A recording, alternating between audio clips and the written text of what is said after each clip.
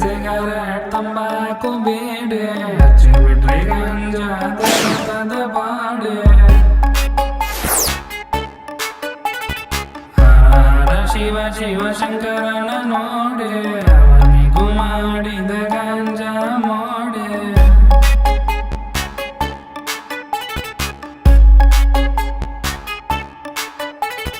ಬೇರು ಎತ್ತೊಂದು ಹಳೆದಾಗಿದೆ ಬಾಂಗನ್ನ ಎಳೆಯೋದು ಹೊಸದಾಗಿದೆ